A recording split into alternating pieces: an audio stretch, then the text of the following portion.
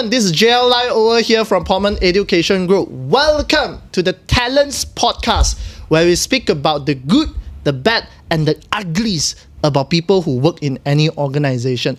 Now, the reason why we started this show, and it's also my very first time doing a podcast over here, is that we want to be able to discover what happened to people who work in organization. Why do this manager always talk about my staff is lousy, my people is lousy, even my boss is also lousy? So what happened there and what caused this thing?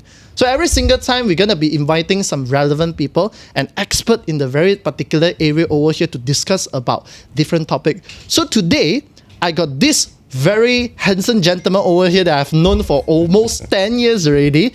Very expert in the HR industry, talent development industry. So why don't I just very quickly ask him to introduce himself. Welcome, ET. Thank you, JL, for having me. Right. So my name is ET, and I'm a director of a training provider company called Arro Services. And what we do is we specialize in talent assessment and talent development. So talent assessment will be things like how we conduct. So I train companies, I train managers how to conduct interviews, how to assess talent, to find the best people and to hire the best people. And also that after they hire, actually a company is also supposed to develop and train them. Right. So as a company, we help corporations do that. Okay, good. Now, ET, I think the last I seen you was a couple times ago, quite some time ago. But I just want to let all the audience here to know something over here. This gentleman, when I met him, I was still a little boy.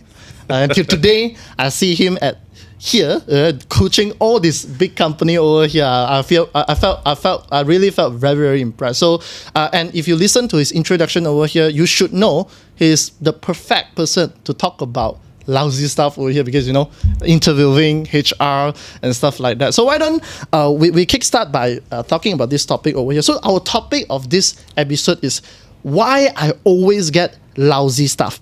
Now, as far as I'm concerned, I think I started working in corporate. I started in corporate for about 10 years already.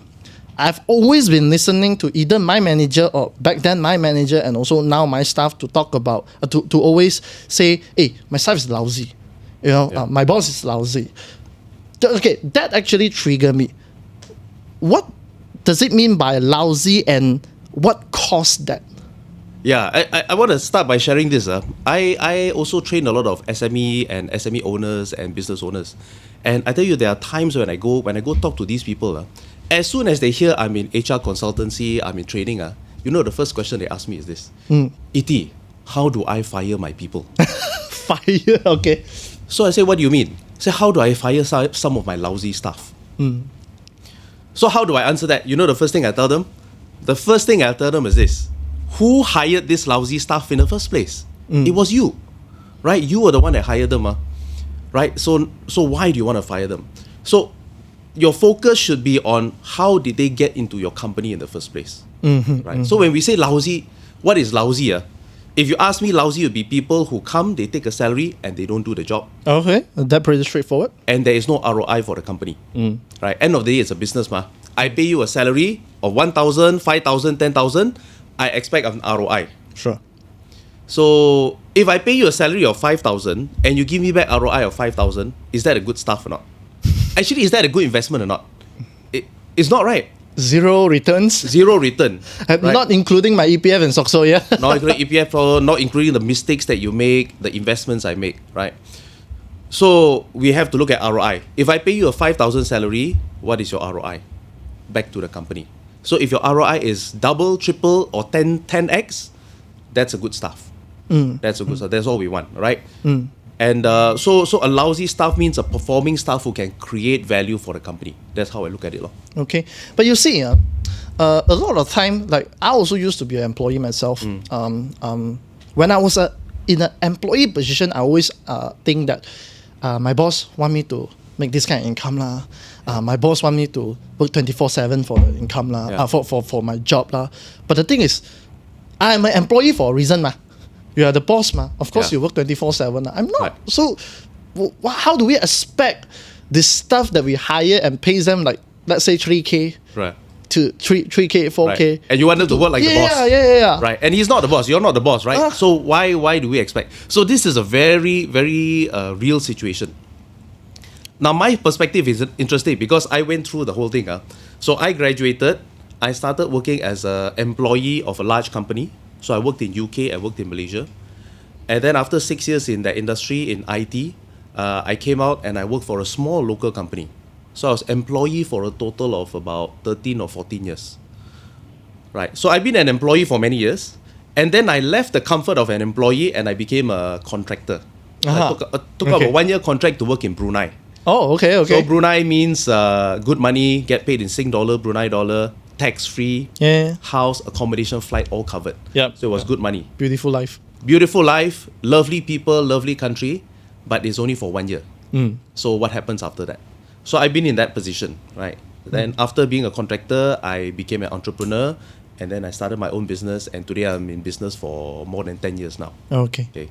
But going back to as an employee, when I graduated and I started working, I always ask myself this question: how much value am I giving to the company?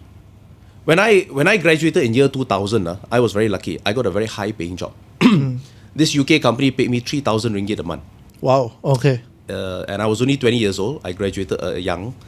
3,000 a month, and they sent me to UK and they paid me allowance in UK. So my take home that time was about 8,000 a month for a 20-year-old. Okay. Right. So, of course, I was very grateful and I was very fortunate to get that kind of arrangement. But then I asked myself this: if I'm getting 8,000 a month from a company, how much value am I giving back to the company?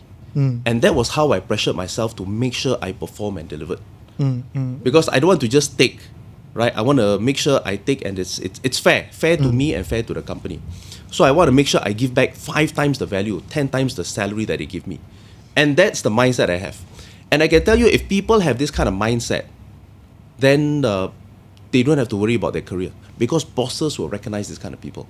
And I think as a result of that, I've always had very good bosses, and my bosses also appreciated me for what I've done and the way I work, even as an employee. Right? So a lot is the mindset that you're not expected to work like a boss, but at the same time, I also had a mindset that I worked for a company that was like a subsidiary of Seagate. Right? Seagate is the largest hard disk company in the world. Correct. So I was a 20-year-old, but I'm telling myself, I'm part owner of this company, even though I'm not. I've got no shares at all, right? 0%. But I work like I'm a shareholder of the company. And I've carried that mindset in every job that I do. And because of that, bosses appreciate me and bosses like me. Right? And once you have that kind of attitude, I carry that same attitude when I run my own business. And actually, it was a very easy transition, because I already work like it's my business as an employee. Right? Takong is takong, but I work like I'm the boss. So when I came out, I actually became a real boss. It was actually very easy transition. My mindset was already there. Yeah. So that would be my advice to the younger generation as well. You must give value. But you see, I think people have been talking about that, and that's why the word called intrapreneur. Yeah. There is a word called entrepreneur, Yes. then of course intrapreneur. I think everybody know the definition of intrapreneurship, but I don't think a lot of them are like you. That's the problem, because you see, I understood that. Yeah. That's why it got me where am I today. Right. Also exactly how you got to where you are today. But how do we make these people think like that? Because I think our audience, which are all the HR directors and managers over here, they will be. I think the biggest challenges of them over here is how do they make sure the employees, or maybe the people who works under them, think exactly like you. Right. So the thing is this, and the reality is not everybody will think and operate like us. Right? But there are enough out there. So as employers, HR practitioners, when you hire people, you must know how to find these people. How do I find people with the right attitude? How do I find people with the right mindset? So they must know. So this brings me back to why are they always hiring lousy staff? And the reason, I tell you, the main reason is one, they don't know how to interview for these people. Okay. Right. So the interview plays the important role. Yes, the interviewer. Because when candidates come for an interview, I always say this, they are prepared. Interviewees are prepared. They are professional interviewees. Which means they've read books how to attend interview, they have studied websites, they have attended courses, they have talked to people to get advice, they watch YouTube videos, they know how to come for an interview, they know how to answer, right? But the interviewer usually is not trained. They're just a manager who was promoted, and then okay, now you got an interview. Okay. So you got a professional interviewee versus an unprofessional interviewer. So who wins? The professional one, no? Right? So the interviewer who is not trained and unprepared, in a way, get conned lah by some candidates. Yeah. Because you can't blame them, because at an interview, everybody will say good things, ma. Good actor, good actress. Sure, we all want the job, right? If I go for interview, I will be at my best for that 1 hour. Understand. I will be willing to do anything for the company. I will say whatever you want to hear. 24/7, anytime on call. Yes, to get the job. I love working on weekends. I love getting called at midnights because, so they're trying to get a job. So you can't blame them, right? Yeah. So as an interviewer, you must be smarter than them, lah. You must know how to see through some of this and how to check to make sure they're telling the truth or not. Now then you are going to the point where the reason why I get lousy people in my organization is not their fault, but it's my fault. Now this made me a little bit unbalanced because now you see, we sit in our position today that there must be a reason why. We are good at some part. Yeah. That's why we are here today. Yeah. Then all of a sudden you're telling me I'm the reason why our people is lousy. A bit unbalanced, but you see. End of the day, you came into my organization. I interviewed you. I think you are good. I cannot be so sure about who I'm interviewing. Like I just said, they are actor and actress. They are the best in the world could be. So how do I train myself, or how do I learn to find or interview better candidate? Right. Okay. So actually, there is a technique that a lot of people don't know. Now, this technique is something that a lot of multinationals and global companies have been using to interview people. So hence, usually they get the right candidates or better candidates. Now, in Malaysia, a lot of business owners, a lot of SME, a lot of local managers still are not exposed to this method. And this method is called the behavioral interview method. Okay. So in short, I call it BEI, Behaviourial Event Interview, BEI. So if managers learn how to use this technique, the BEI technique, to interview, they will be able to assess whether these people have the competency. Competency means, are they equipped and ready to do the job? Do they have the right qualities that I want before they join the company?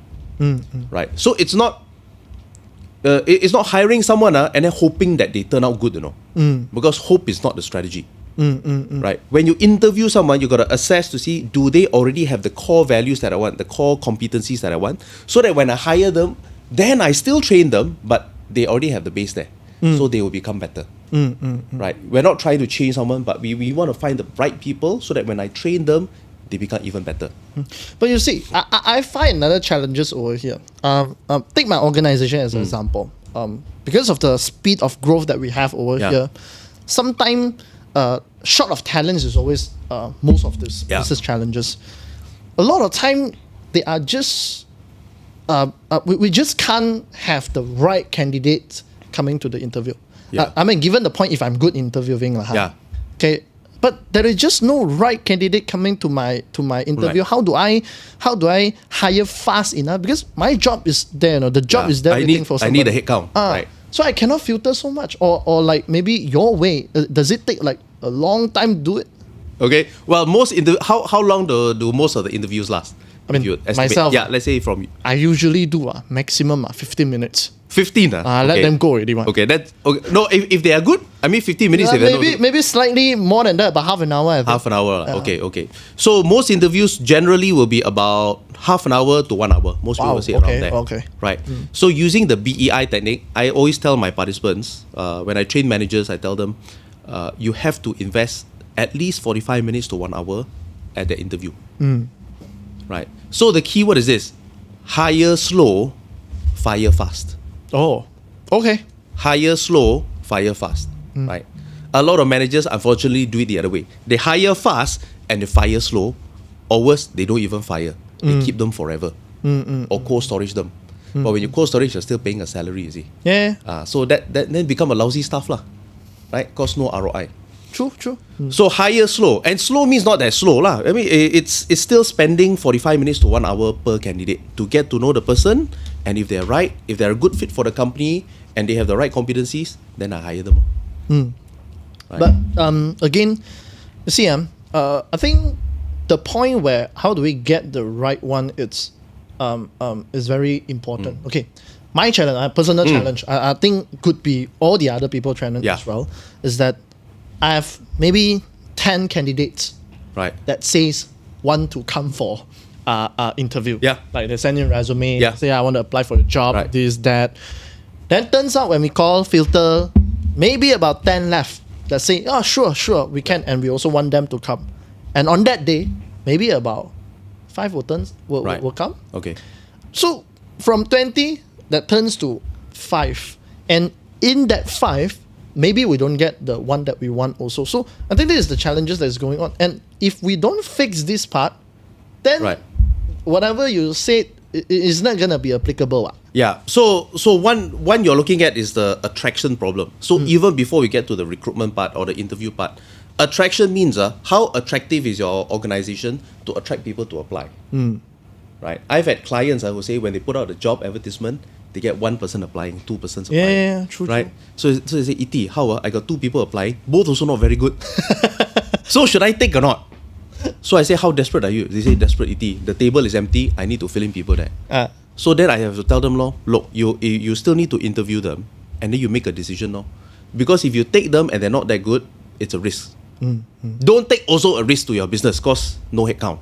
So you have to decide which is the riskier, which is the lower risk, right? But bear in mind, when you hire a wrong staff or a lousy staff and they're in the job, it's actually harder to get them out of the organization. Why? Once they are in, it's harder to get out. Why? We just got to fire them, right? So firing, but not so easy lah. We have to be fair to the employee also. If you fire them, there's a process also. There's a process of performance management, KPIs, and also PIP. Then only you can fire them. Right. But there's one thing that I learned from my mentor. Hira Singh is a very famous HR consultant, and he shared this with me recently. I thought it made a lot of sense. He said, ET, you must remember that probation is an extension of your recruitment process. So that's very true. Okay. So probation is the extension of your recruitment process. So once they pass the interview, you've got a probation of whether it's 3 months or 6 months. That is also part of your interviewing phase. Okay. Because during that probation is when you see whether these people can do what they say or not. And it's also for them to see whether they fit our company or not. Right, so don't forget a probation. It's a very important for managers to use probation wisely to assess the candidate before you confirm them. Okay, understand. Now, then why don't we look into this method over here? Whether or not BEI, which is your method of interviewing, and how do you keep them? The probation period. I come across this method it's suitable to the largest company, the larger one, than the smaller. Then what happened to them, the SME? Because most of the company in Malaysia, they are usually SME. Would they be able to do that? The answer is yes. Once all you need to do is you learn the technique. So your managers go for training, they learn the technique, then they can use the technique in the interview. Because end of the day, you also interview. Let's say you shortlist 5 people come for interviews. Out of the 5, you use the BEI technique to interview them, and you choose the best. Right, so BEI allows you to ask targeted questions, right, to identify evidence of competencies. Once you have evidence, you give a score, right? You give a score to each candidate, put them in a table, and then you can make a very fair, very objective decision. Who is the best of the 5? Right. First of all, whether which of the 5 meets your minimum requirement. If 3 of them meet your minimum requirement, out of the 3, how do I rank them? And I choose the first choice, second choice, third choice. So whether you have 50 people applying or 5 people applying, you use the same BEI method. Because everybody conducts interview. The only thing is during that 1 hour interview, what kind of questions you ask. Right? The old school, now, so let's talk about interviews. The old school and typical questions that a lot of people like to ask. Right? And you will notice a lot of people ask this. They will ask common questions like, why should we hire you?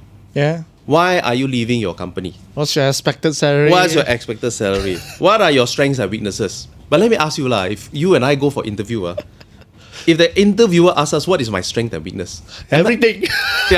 Everything is my strength, right? And no one's going to tell you their weakness, right? Yeah. Or if they're smart, they will tell you a weakness that also sounds like a strength. Yeah. For example, I'm a perfectionist. right? Because I got very high standards. That's my weakness. My weakness is I'm too I'm too perfect. I'm too analytical. I love to analyze and I love to solve problems. That's my weakness. These are all storytellers. So yeah, these are trained interviewees. So you have to be smarter than that. So don't ask those old school questions, right? So you ask behavioral questions. Why don't we go into this thing? Okay, let's just say an example of you're hiring a salesperson. I think salesperson is what people like the most, right? What would you look at a person like that? What would you do in the interview? What would you ask? Okay, very good. So this is the key difference between the normal interview and the behavioral interview is this. If I'm hiring a salesperson, an old school interviewer will ask something like, how do you do your sales? Or are you good in sales? Or if I hire you, will you be able to get sales for me? Of course, the answer is yes. Yeah. Right? The behavioral method is this. Behavioral method, BEI, means I don't ask you what you can do. I ask you what you have done. So I'm going to ask the candidate, can you give me an example of an actual sale that you have done? And tell me, how did you do it? So the difference is now they have to quote an actual experience, an actual sale that they did in their previous job. And then how did they do it step by step? So that's what BEI is. You're looking for past experience as evidence for future behavior. Right? Because if they have done a sale, they've done sales before, if they've achieved a certain number of sales before, there's a higher chance that they can do it. Right? Compared to the first method means I can do this, I will do that. If you hire me, I will get you sales. If you hire me, I will work hard for you. That's all just talk. I'm not saying they're lying, but there's no evidence that they can do it. Because of course they want to do it, but we don't know whether they can. Sometimes they themselves also don't know if they can or not. I think if you hire me, I think I can do. That's what candidates will say. So as an interviewer, a professional interviewer now, you should ask for past behavior. What have you done? Okay. And tell me how you did it. Okay. That is the essence of BEI. But I think, although we ask them about their past, they can still easily lie. Yes.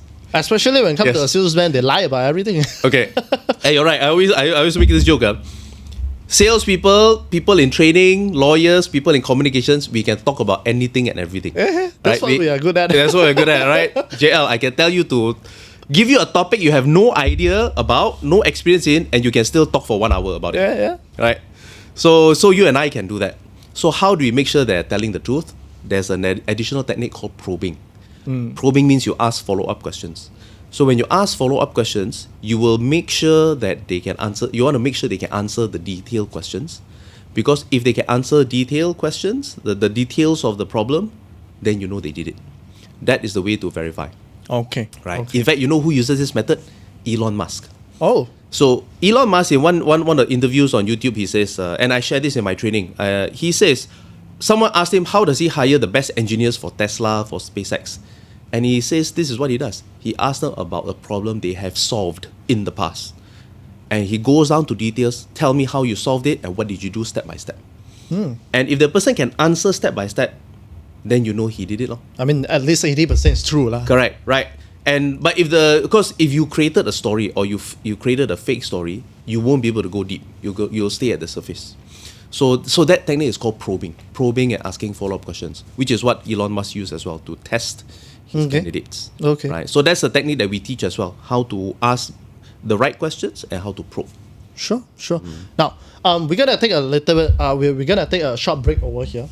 Okay. Then later on, when we come back, we're gonna be continuing. Okay, of our topics over here, which is why do I always get lousy stuff. So with that, let's go for a commercial break.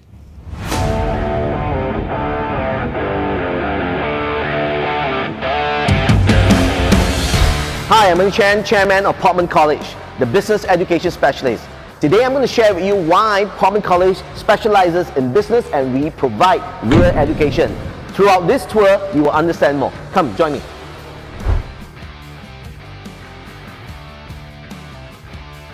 As you can see, our vision is to be Asia's #1 business school. Why? Because we believe that real education is about practical learning. You can have theory, but at the end of the day, theory means nothing if you do not know how to apply it. Join me and find out how real application of real theory is applied in business in Portman College. Welcome to Paramount, where our students get their hands on to cameras and lights, just like Hollywood do it, the way the big boys play it. It's called lights, action, camera.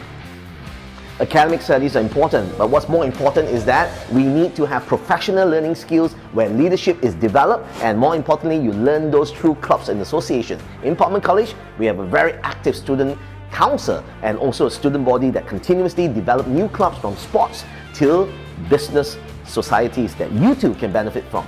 Come check us out at Portman College. In addition to the academic skills, there are 5 professional skills that we focus on over here in Portman College for our students. Why? Because it's so important for them to get hired. You need to have great English communication skills, you need to have great presentation skills, communication skills that's interpersonal, you then need to have the grooming skill to get you right in front to create a great impression for the people that you communicate with, and lastly, interviewing skills so that you get hired for the job that you've always dreamt about. Every day after you graduate, it's all about making money, it's all about being able to pay bills. The problem is, in education, especially in Malaysia, we do not cover financial education. Right at Portman College, we start you right, because why? You got to understand how you can leverage on the financial institutions, how you can buy your first house, and how you can be investing. We call this our make, our give, our invest, our save and spend strategy. So it's very important for you to always understand, if you want to do well in life, you got to follow the strategies of financial education that you too will do very well. Okay, welcome back everybody. Let's go into our second part of it now. Now, I'm going to be focusing on the good, the ugliest thing in interview, because you see, we have this expert ET over here that handles and train a lot of people in interview. So I think he will be able to share with us, okay, what happened in this interview, and I think that is going to be something that we can learn from. So ET, why don't we start with the negative side of things first? Because I'm a very weird guy. I like to listen to dirty story. I mean, not the 18x dirty story. What I meant is the bad part. Because we always learn things from the bad example, the failures. Yeah. But success only gonna give us so much. So why don't we talk about the ugliest interview that you ever had in your career or your path? Okay, in terms of ugly, I mean, it's not that ugly, I would say. But I want to share one story with an actual client that I had. Okay. And this is a large company in the automotive industry. But I won't mention the name because you will know the name, right? So when I did training, I was asked to go in to train them on behavioral interviewing. And then one of the things I found out was that the owner of the company, the founder and the owner of the company, who was still running a business, has a very unique or very odd, very weird interview method. Okay, right? Interesting. So I said, okay, what is this method that he uses? And apparently he uses 2 formulas, right? When the owner interviews people, he asks 2 things. Number 1, what sports do they play? He asks the candidate what sports do they play. Because to him, to the owner, if you play sports like football, basketball, then you are a team player. He thinks you are a team player. But if you do sports like fishing, running, you are not a team player, right? Okay. So that was his logic, and I was a bit shocked because, wow, what kind of... there's no scientific evidence to prove this, right? Okay. The sports that you play to show that you are a team player or not. But isn't it true? Because running, you don't need a couple to run it. You don't have a companion. Well, yeah, so, but it's not automated. Just because you're a football player, you can perform in a team. Okay. Because football also got red card on, ma. Cool. Right? True. Also got troublemaker, ma. Right? Got people fight on field, ma. Right? Got people who play solo and don't play in a team. So you cannot say just because I play team sports, I'm a good team player. It doesn't mean that. Right? So these are what I call stereotyping interview methods. Right? These are people who the old school interview ways are, and it's actually stereotyping, and actually it's not very good, it's not professional. It's like saying because you do this, you are like that. Right? There's no evidence, there's no scientific data that proves this. Right? So anyway, I asked them, okay, what's the other method that this owner uses? And apparently he asked the candidate to walk. Walk? Okay. So to him, the faster you walk means the faster you work. If you walk fast, you work fast. If you walk slow, you work slow. So it's like, oh my goodness, what is... So it didn't make sense to me, right? But he has been using that for decades. And his company is so big. And he has grown, right? But the reality is that it was probably just by luck or by coincidence, or he probably hired the wrong people using the methods and he didn't know it. Okay. Right. So what I'm saying is, don't use this kind of funny or weird formulas, right? So when I went into that company, I was teaching the managers, coaching them on how to use BEI. And I tell you, at the end of 2 days, you know what they all said? Wow, ET, this BEI method is the right way, man. Can you please talk to our boss and ask him to change? Yeah, you know, the thing is, a lot of time when we does training like this, we train, then after that their boss asks them to use the old method, then we are stuck lah. Correct. So it's right. So that's why bosses, listen, bosses also need to be trained. Okay, I understand. Right. So this is kind of weird. Okay, but the thing is, after they have listened to your method, which is BEI that you have mentioned many times, does it really they picked it up, they use it, and they've seen significant result instead? Yeah, definitely. Because I've had participants who use the technique straight away. So there are some of them, as soon as I finish the training, that day itself, that night, they have interviews. And then I will tell them, hey, give me feedback, how did it go? And most of the time, the feedback will come back, wow, ET, this new technique is very structured, very straightforward, very focused, right? We don't waste time asking nonsense questions, and we really get to know the candidates' actual abilities. So it's immediate. As soon as you attend the training, you know the technique, you can use it straight away. All right. And the good thing is, once you learn this technique, it stays with you for life. I learned this technique about 17, 18 years ago. Once I learned it, then I realized, wow, all the old interviews I did are all wrong. So once I learned this technique, once I knew it, and I've been using it till today, Okay. right? Okay. So it's a technique that you can use it to hire anyone for any position. Okay. Now, we have heard the weird one, so-called the ugly one, okay. Of course, we do not want to know what company that is. Okay. If you know, okay, you can try commenting below and see whether it's the right one or not. I'll get ET to answer to PM that. PM us. Okay. Yeah. Anyway, so let's talk about the good one. I believe things are always like that. There will be good one and there will be bad one. I wouldn't think that one is a bad one, but just weird lah. Okay. It's weird. I would say it's bad. Yeah. I say don't use that, because you will not be hiring the right people. Correct. And you will be losing potentially good candidates. Correct. So why don't we talk about the good one right now? Right. Is there any client or maybe yourself who walks into the interview and you said that, wow, this is the best interview that I've ever did, or best interview that I've ever had? Okay. When it comes to hiring, of course, because we are talking about talent. Yeah. Right. So there's one I can share. This is a manufacturing company, and they were hiring a chemist, right? So a chemical engineer. So there were two candidates. Now, a lot of people ask me, say, ET, this BEI, we're asking about past behavior. What if that person is a fresh grad or no working experience? Yeah. Can they still answer BEI questions? Correct. And the answer is yes, they can. Because even as a student, you have projects that you've done, you have CSR work that you've done, or events, or part-time job. Right. That's why even in Portman, one of the reasons why I like working with Portman, because you make your students work on projects. Yeah. You make them run events. You make them do this podcast and edit this podcast. When I come for your events and your dinner, it's all 100% run by your students, not by management, not by outsiders. Yep. It's by the students. And all these things that they do will become their stories when they attend interviews, because it will be evidence that they have done something and they are able to do something. Right. So coming back to this manufacturing company, they were hiring a chemical engineer. So two people came. One was an experienced engineer with 2 years, and one was a fresh grad. A young girl, her name was Miss Go. Young girl with no work experience, but only got 6 months internship. Oh, okay. So of the shortlisted to two, you would think the experienced person has an advantage. But I tell you, when we interviewed the young girl, right? So I was coaching this panel to interview her, and I sat in with the interview with them to help them interview and also to coach my participants after the training. We asked her this question. I say, Ms. Go, in your experience, can you share with us some of your achievements in your past, during your internship or during your uni days? And you know what she said? Oh, ET, I have so many. Which one you want? Where shall I start? Wow. There's so many to share. Can you imagine someone who has no work experience but has already done so much that she's got so much to share? So we asked her to share all the things that she's done. And she said in the 6 months internship, she's gone to lab to do research and product development. She went with the boss to meet clients. She went to do presentations. She came back to do analysis and report writing, and came up with new reports and new analysis for the client. All those done in 6 months. So when she shared all this, it was so impressive. She have done so much and she delivered so much. Now, that's internship lah. Is it guaranteed that she'll be a great worker? No guarantee. Interviews are not 100% anyway.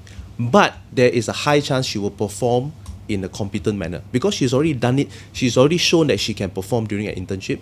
So now there's a high chance she can do it lah when she joins your company.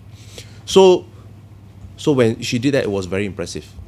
So she got the job. Not the experienced person. Experienced lost out. Because when we asked the experienced person, the person shared one or two things, but it wasn't very convincing.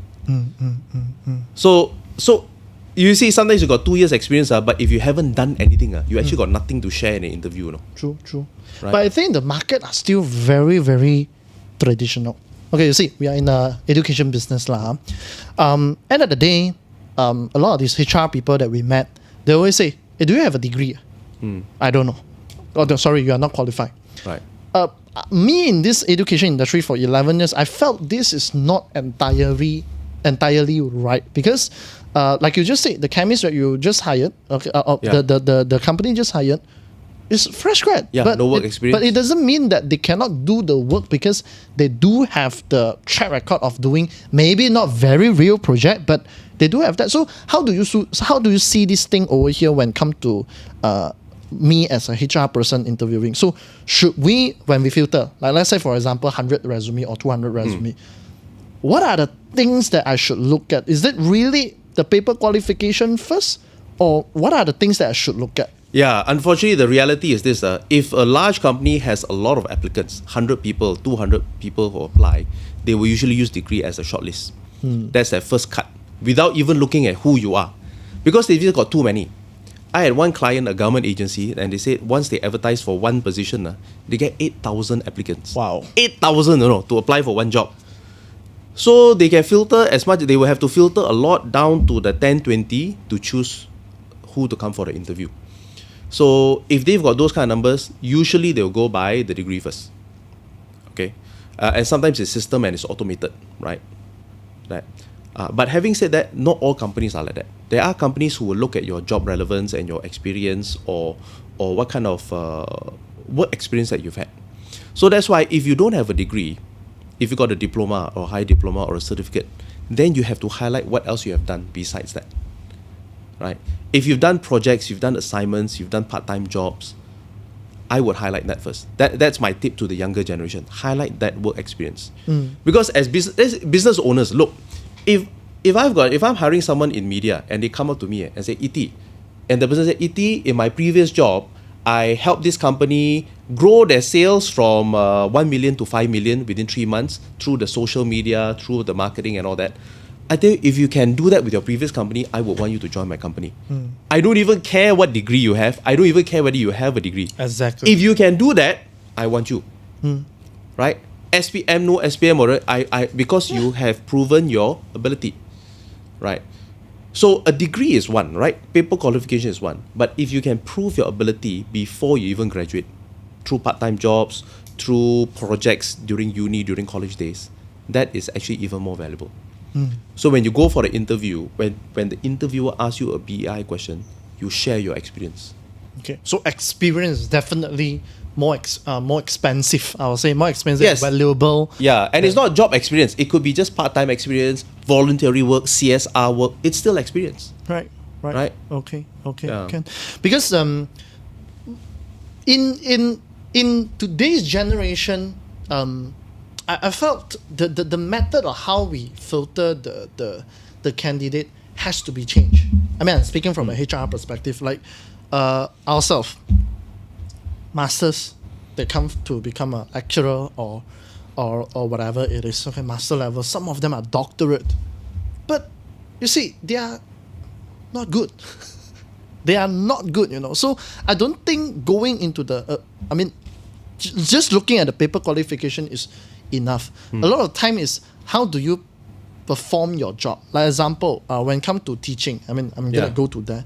When it comes to teaching, I think a person that is qualified to teach is not a person that have high paper qualification, but how do they make the learner learn? Yeah.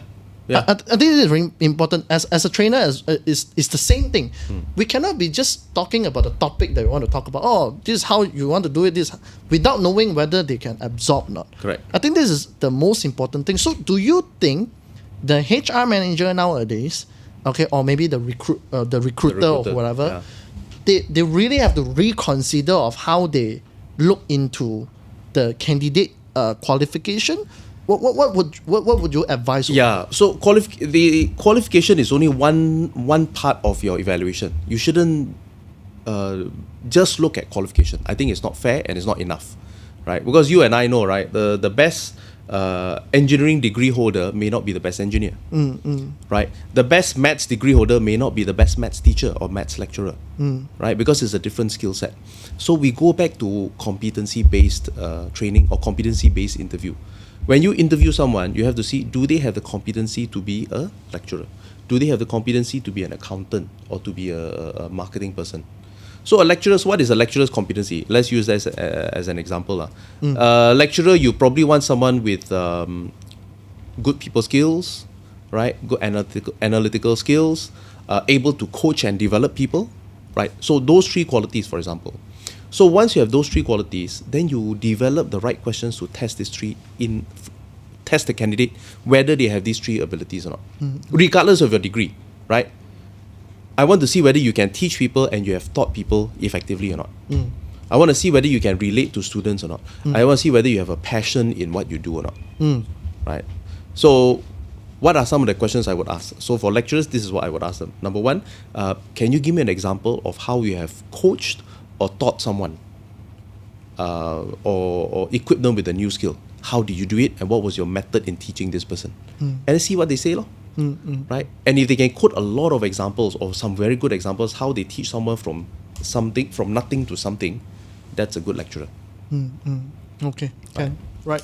Now, the last part over here before we go into the break, I think I want to talk about this topic over here that is very personal to me also.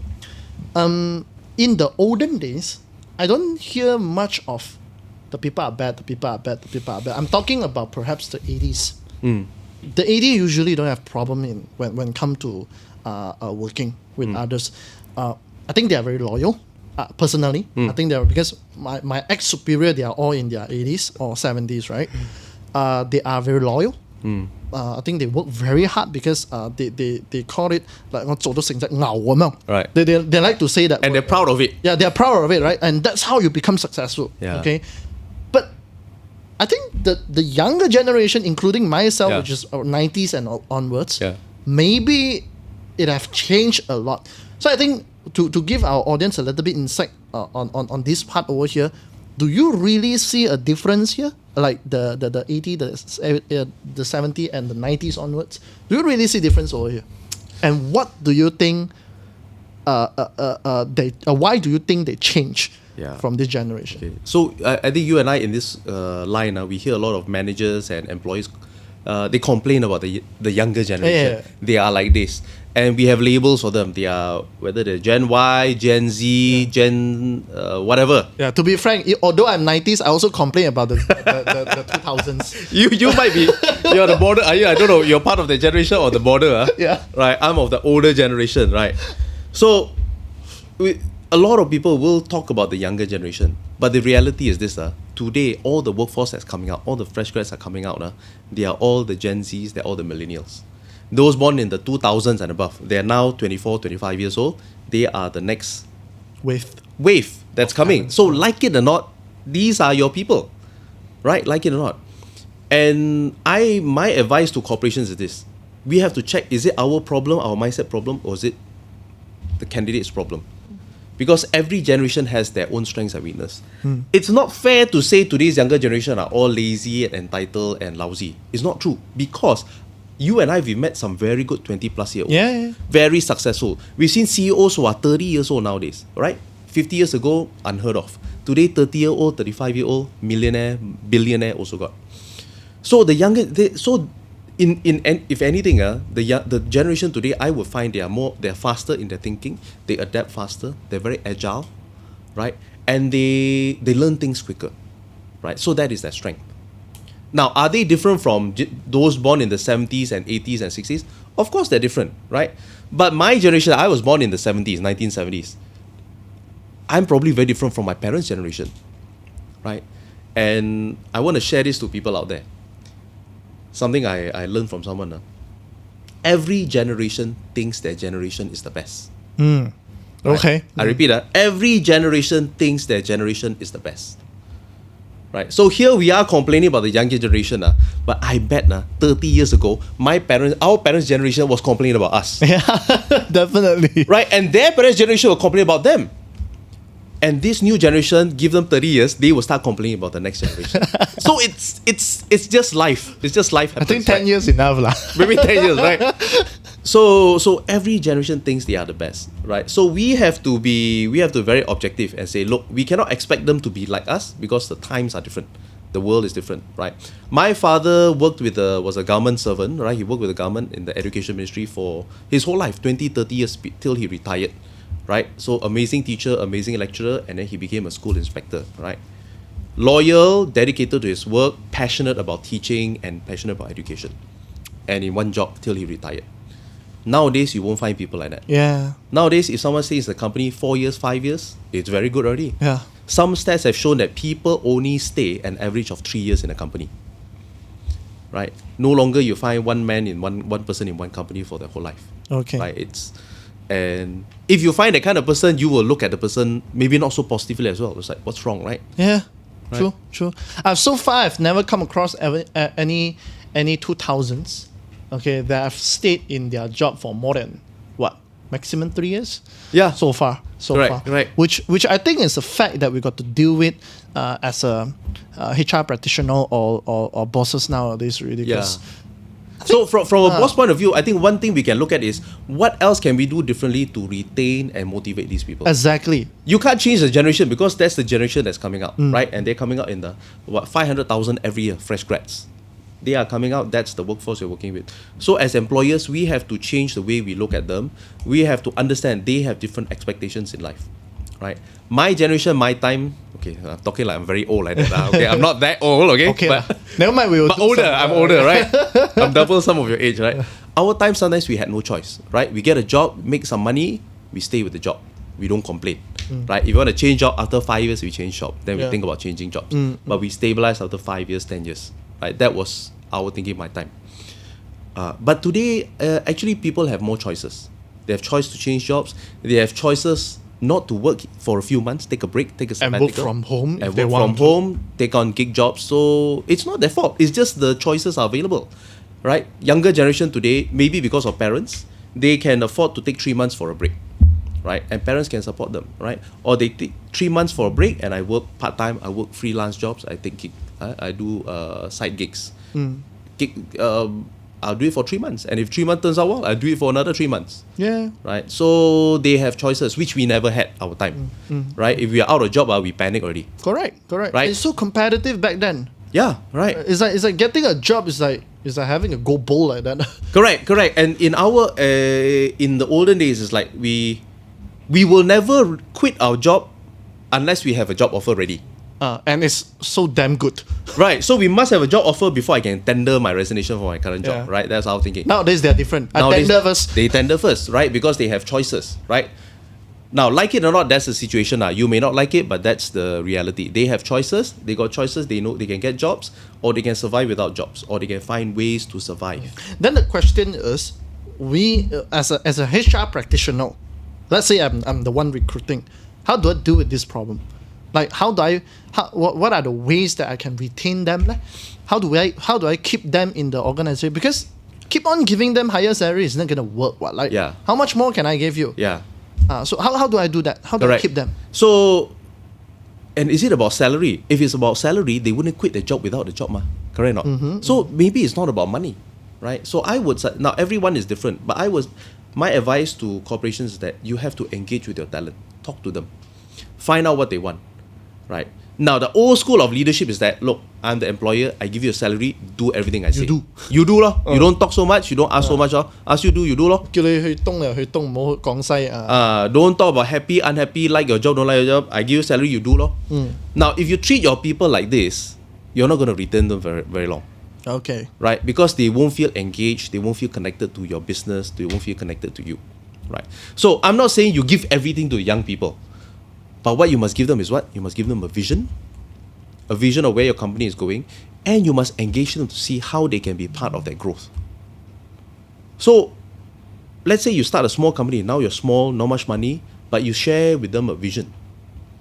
And you can be part of this growth. And as we grow, you grow together. So you have to share the growth, share the profits, right? As we grow together, right? And honor that. So as the company grows, you will grow as a person, and you will grow in terms of your income, your wealth, your opportunity. So let them see a path, let them see opportunities for growth. I think that's one of the best ways to retain the younger people.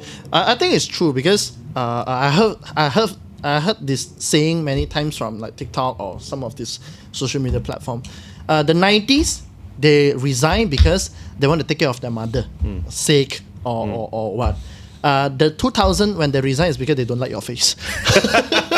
So I'm not sure if this is talking about you. I don't know whether you still feel the same way or not, but I find it very true because honestly, I have people come and go in my organization. I believe you also have that too, and also same goes to all your clients. I think we just have to deal with the fact that we have to change the way we manage people. Yeah. Okay. Yeah. In the olden days, like I knew a few companies. Every time you say somebody say want to resign, they retain them by giving them like 30% increment. Right. Hey, we cannot do that forever lah. If we do that, if it turns into a bad habit, that isn't going to be healthy to the organization. Yeah. So which I felt money may not be everything for the younger generation. Correct. It's not. If they've already resigned, they're already unhappy about certain things. So paying them extra money will keep them for a few more months, but the unhappiness, the cause of unhappiness is still there. And turns out they're going to be a lousy staff. Yeah, they're going to Then be you lousy complain staff, about or it. they're going to leave anyway. Correct. Right. So the key thing is, do you know what is causing the unhappiness? Have you engaged? Engage means have you? Did you sit down and talk to them one-on-one, find out what they want, find out how is their work going, provide them coaching and mentoring, and teach them. Then you will know what they want. Right. Now this is part. Now it sounds like a lot of work, but as a manager, as a leader, this is part of your job. Right? And you can't say you got no time for your staff because this is your job as a leader. But a lot of time is true. We just have so much on our plate, especially when it comes to the SME. Like we call it one leg kick. Yeah. So do they really afford to do things like that? If you don't do, then they will come and go, lor. Then you got to keep hiring and training and hiring and training, lor. Right. So either you invest time in engaging them and training them now, or you spend time keep on hiring, lor. Which is also a headache, a big headache, a big risk. Then I think end of the day we just got to set out from our comfort zone to deal with a new method, and in the longer term, I believe we're gonna be able to see some new good results. Yeah. Okay. So you want good stuff. It's not just about recruitment. No. After you interview and recruit, it's also what you do after they join the company to retain them and continue growing them. Okay, good. Right. So there goes our second part over here. We're going to go into a very short commercial break over here. Then, of course, when we come back, we're going to talk about the person who is hiring. Okay, because we have talked a lot about the talents, what happened in the interviews, but we have not really covered about the HR manager or the person who is hiring. So later on, we're going to be talking about that. See you soon. Welcome to the ITT Wall of Fame. This is ITT Industry Talk Thursday, experience worth sharing. What kind of experience are we talking about? We're talking about every industry's professionals. Our business community will come from the banks, from the insurance, from the tech-based companies. Literally every industry comes every Thursday to speak to our students. This is really why we bring the industry to the classroom. Literally. Come and check us out at Industry Talk Thursday every Thursday.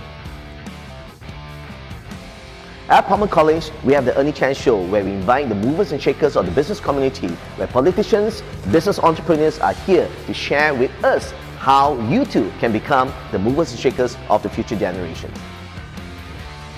Well, I believe you have just gotten a snippet, an idea, a sneak preview as to what your experience in Palmer College will be.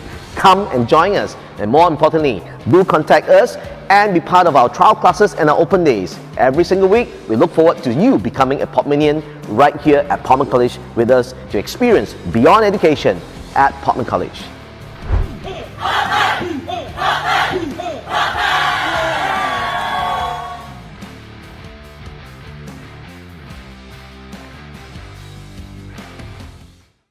Welcome back, everybody. Welcome back to why I always get lousy stuff topic. So again, of course, I want to talk about this I will say this topic that I personally felt that is very, very interesting, because I found not just myself, I've been in this situation before, and also my friend and my staff also have been in this situation, which is the word fire.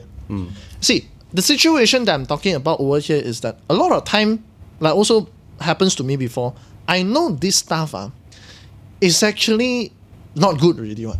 But just because I still need some kaki tangan to do something, although I know this person is bad, I still don't fire.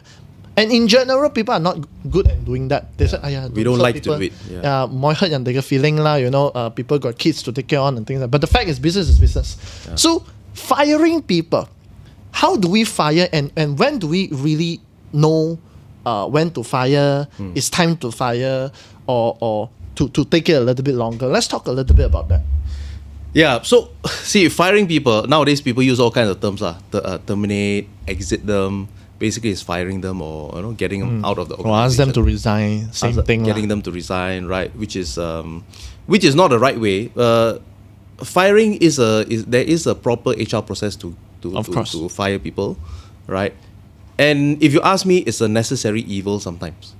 That means we have to do it. The problem is a lot of us don't like to do it. Even myself, nobody likes to fire people. I hire people. I want to give them an opportunity, give them a job. I don't like to fire people. But then I got to reprogram my mind to say, look, if they are not performing, if they are lousy, and they're not improving, and they don't want to improve, shouldn't they be worried about themselves more than I worry about them? If they're so scared about, if they are not performing, they have to show the effort to improve first, lah. Right? I'm giving you a chance, giving you an opportunity. But if you don't improve, then I have no choice, because we are still running a business end of the day. Okay? So so my advice is that, look, if you really end up with a lousy staff, you have to train your managers how to fire them properly and effectively. Right? And what is the correct way? Set them the right KPIs. Monitor them through the performance appraisal or performance management system. And then if they don't perform, put them on PIP, which is Performance Improvement Plan. And the PIP is usually 3 months, right? 3 months. And from there, you will have enough evidence to know whether this person fits your company or not. And if don't fit, then sorry lah. Right.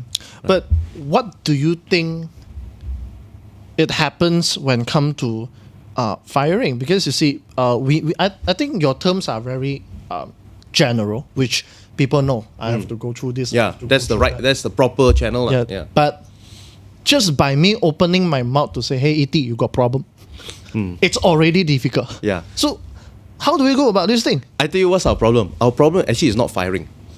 Our problem is how come we didn't do something before we reached the firing part, having to fire? And what is the step before that? Giving feedback. A lot of us, right? I say us, you, me, and everyone here, sometimes we have a problem giving feedback. We don't like to give uncomfortable feedback or negative feedback or constructive feedback. So when you don't give feedback, the person don't improve, or they keep making the same mistakes until you cannot tahan anymore. Okay, I want to fire this person. But actually, if you really want to be kind to them, you want to haul in the all, what you should do is you do it much earlier, which is I give you the hard feedback, the tough feedback. I have that difficult conversation with you to say, look, Mr. Who and Who, Miss Who and Who, actually you're not performing, and this is not acceptable. You have to change. You have to improve, and tell them that early, so that they have time to improve. The problem is we don't. So we avoid until it accumulates, until cannot tahan anymore. Then problems come up. Then I realized this. If this is what you meant by, I have to have the conversation, the bad conversation with you, or maybe the difficult conversation with you, then turns out it's my issue. So as a HR manager, it's back to us as the leader, right? Yeah. Back to me again. Yeah. So it's like whether I am willing to do that part or not. Yeah. So then what makes a good HR manager then? So what makes us a good boss then? So what are the criteria that I need in me, especially when it comes to hiring? Okay, what are the criteria that I need in me then? Okay, so let's go into that first before I go to hiring. We talk about giving feedback. As a manager, there's something called this performance appraisal. So the common mistake is a lot of people whole year they don't talk to the staff. Year-end appraisal only talk to the staff, only give feedback, good and bad lah. Right? So you keep one whole year of feedback and give in 1 hour, which is not conducive. It's tough. It creates a lot of stress. And if the person is doing something wrong, you don't want to wait until the year end to tell the person, right? If like it's my kid, I would say if my kid is rude to someone in January, I'm going to tell my kid, hey, you have to be more polite. You can't be that rude. I'm not going to wait until December, then only, okay, kid, son, come, I need to give you some feedback. Last time in January, you were rude to this uncle. Forget it. Yes, it doesn't make sense, right? But that's what we do in appraisal. They wait until year end, accumulate, they only one shot explode. Right? But you already suffer for 1 year. Sometimes they also don't know they're making a mistake for 1 year. So as managers, you have to give constant feedback. Right? Nowadays, they call it check-ins. You check in with the staff and you give them feedback every quarter, maybe every month. At least every quarter. 15 minutes, sit down with your staff, give them feedback, good and bad. So when you do that throughout the year, come year end, hopefully they would have improved if they made some mistakes. And you can avoid the situation where they really they become lousy staff. Don't reach that point. Yeah, I think a lot of time, we as a manager or person who is paying the bill, we always say, I pay you, you find a way out lah. Yeah. I mean, if you have a problem, you change yourself lah. Don't wait until I tell you lah. So, I mean, this mindset could be wrong. I mean, sometimes we have to tell. Sometimes they don't know. Yeah. Sometimes they don't know also. So cannot be so direct also, because I come across some bosses or maybe some of my friends say, I hire you. I don't care whether you're good or not. I hire you first. I look at you, not good, fire. So maybe not that good. Yeah. Then again, your business is going to be very busy lor. Hiring people and retraining them, and then you lose people, then hire again. Right? So you as a business owner, you don't want to spend time doing that. You want to spend time running your business. That's your core. That's your money making part of your business, not on the hiring. You don't want to spend too much time. You want to hire good and then make sure they perform. Right? Then should the boss go down there to really do the interview? Let's talk about smaller company lah. Go down there to do the interview ourselves, or we should hire the good HR manager to do the interviews? Okay. Interview should be done by the hiring manager, not the HR manager. Okay. So HR manager supports the hiring manager, but the person the staff, the new staff will be reporting to, that person needs to interview the person, and this person needs to be trained on how to do the BEI interview and how to interview. So let's say, for example, hiring a sales position, a salesperson should go down there and interview. The sales manager should be there because he or she is in charge of that staff, accountable for the staff, right? So if you ask me, every manager, as long as you're a manager, you've got people reporting to you, you must know how to interview. Right? But a lot of managers don't go through that training. We're not trained to be managers in the first place, and we're not trained to conduct interviews. But we have to do both. Right? That's where training companies like us, we're in education, our job is to educate these people and give them this kind of leadership training, managerial training. Right? That's where we come in. So managers must know how to interview. HR also must be experts in this. They must know how to coach the line managers to interview for the right people. Okay, Ken. Right, I understand that. I actually have this question that just pop up that I want to see whether you can advise me or not. Okay. How do I get rid of OS? Okay, I come across this thing. Of course, not in my organization. I don't have anyone up there that we are trying to do that. But you see, a lot of my friends or maybe clients that I talk to, they all have this issue, especially when it comes to those family business. And today they could be a MNCs or they could be a large organization. Already. They have all these managers who sit at the management role but didn't do shit. Right. Okay. But as a HR person, meaning to say let's say I'm a HR director, my job is to make sure my people is doing what they are supposed to do, or the recruiter, doesn't matter. Yeah. But I just can't touch these people. They're like they're untouchables, right? Untouchable, and they say this is my 20 years in the organization. This is my 18 years in the organization. So I don't do. Then how? You also cannot do it because the boss is my uncle, or maybe the boss. The boss is actually my nephew. Yeah. How do we deal with a situation like that?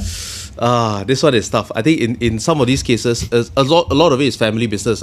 So it's a legacy issue. So some of them, they're going to be there.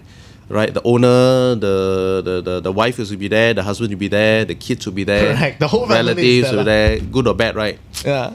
So unfortunately, that's just part of being a family business. So you're trying to say that if there's a family business, let the family to do with it. You go and work somewhere else. If the owner is willing to do that and happy to do that, to give them that salary for whatever contribution they do, big or small, they hopefully they're contributing something. If the owner wants to do that, it's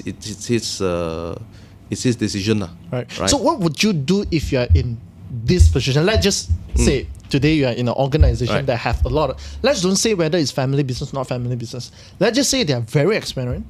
They are long-serving staff, 10 years, 20 years. Yeah. But they are just not good. Right. And you need to do something with it. Right. What would you do if you're in this position? It could be due to seniority, could be due to maybe age, probably not age, more seniority or whatever. Let's say they were contributing in the past, but today not so much. So again, back to feedback, I would say. Is anyone giving them feedback? Because they also have their superior, right? Because their superior should be giving them feedback. What is your contribution? What is your KPIs? Are you meeting your KPIs or not? And if you're not, then you have to find different ways to contribute. Right. But another method is this. Some of them they have contributed a lot over the years. So I would put them in a more mentor role, a mentor or a coach.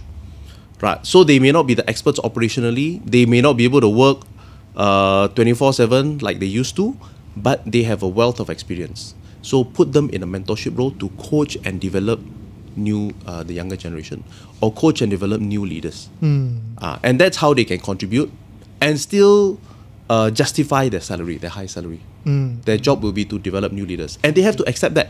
Do you think speaking direct, I mean, if you have the access to the owner or still the bigger decision of the organization will work? Because I think a lot of bosses or directors, they're not stupid. They know that these people who is so-called the old ones, they're not contributing in it. But because they have the relationship, or they say, 呢個江山你有份幫我打返嚟嘅, would you play the role, for the owner to fix with it if the owner say, actually I know, just that I'm not the right person to do it? Would that be a right way to do it if you go and talk to the owner? I guess you can share. I mean, if you're in HR or a consultant, you can highlight it to the owner, let them be aware. But end of the day, it's their business, it's their decision. Right? Our job is to highlight and tell you the pros and cons, or you tell them, look, this is what's costing our company, or maybe this, because of this situation, because of all these people in the company, is creating unhappiness, or the staff down the line feel it's unfair. Because again, it's eating into the profits, right? It's eating into the profit margin, and then the rewards are diluted because of all these headcount who is not contributing. So it can create some unhappiness to the people down the line who's actually doing the job. So there's always a cost to it. So if you don't handle it, it will affect the rest of the staff also. Because the scariest thing is that if they are in the profit center, I think it's a very important department to make sure the heads are still doing what is necessary. So like I said, I mean, there are pros and cons, what you said. So we just have to deal with it as a person who is supposed to do the job. Okay. Many times owners will tolerate it because they're still making money. They're still profitable. But one day when the profits become drop, or when you get into some financial difficulty, then you're gonna take action anyway because you got no choice. Correct. Right? Yeah, I do come across a real scenario about what I just talked about, and I hope this thing will help them, because at the end of the day, I know business is a business. You could have all the relationship in your olden days with the key people that you work with, but if you want to continue to grow, the problem have to be fixed. I think this is very fundamental. But like you said, if they don't want to do it, there is nothing else we can do. So we can say our last word. Then maybe we just find some place else to do what we could do. Or maybe you can still survive happily in that company, right? You're happy with your job, happy with what you're getting, and you just continue working that way. You have a choice, right? But to business owners, what my advice is this: even if you want to put family members in certain positions, you have to look at whether they have the competency to do the job. Don't put that because they are our uncles, nephews, or whatever. Correct, because can they do the job competently or not, right? So my wife is not in my business, right? But I see a lot of business owners take their wives and make them finance managers, right? I can do that with my wife to be a finance manager or CFO of my company, but She has no accounting background. She has no interest in numbers. It's not her competency. So she might be my wife, right? But she might even be my boss, right? Technically, she's my boss. But she's not a fit for the job. So even though family member, you have to look back at competency. So my wife's competency is in marketing, is in design, is more in the creative area. So then I get her to do that kind of thing, right? So you have to look at job fit. Do they have the competency to do the job? Same like how when you hire external people and when you hire family members, do they have the competency to do the job? Just because they're family doesn't mean they can do the job. Right. The right person should do the right person. Yes, the right person should do the right job. Okay, good. Now, we are coming to almost the end of the show over here. And I think you have shared a lot in terms of all these different areas. Why don't you conclude and share with us some, I think, tips that our audience and myself, especially, to take away so we can be aware or we can put into practice immediately. So why don't we go into that? All right. So how do we ensure we find the right person to do the right job?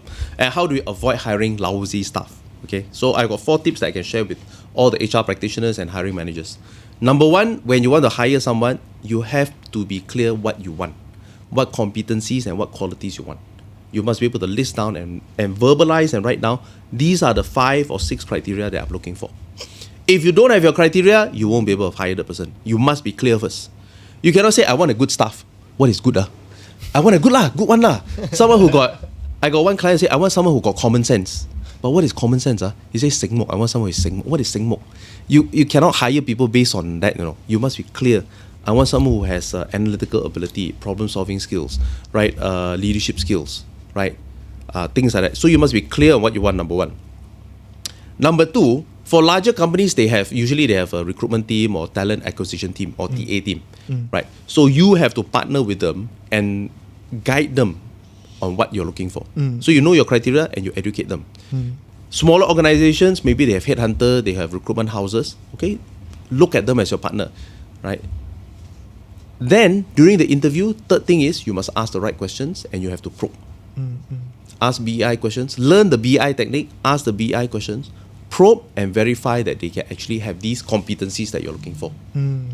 Right? And then the final step, 4th step is once they join the company, continue to develop, motivate and coach them. It doesn't end there. In fact, it starts there. Once they come in, hopefully they are already good, you coach them and make them even better. So all you're saying is that, I have a very key takeaway over here is you must be able to engage with them like continuously, not just I hired you, do the job, that's all.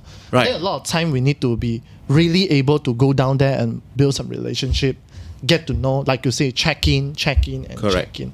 So these are very important because techniques, we can learn it anywhere else. But the thing is whether we put into practice or not, and whether you are willing to go down there and really, put in your heart and soul to understand whether these people, they are doing right or not, or is there anything that we can help them with and things like that. Correct. Just giving them a salary is not enough to just get. You can't just, okay, here's your salary, go do your job.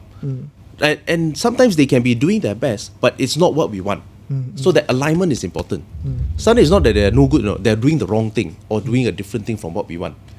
So you must tell your staff what is your expectation, what you want, right? So that engagement is important.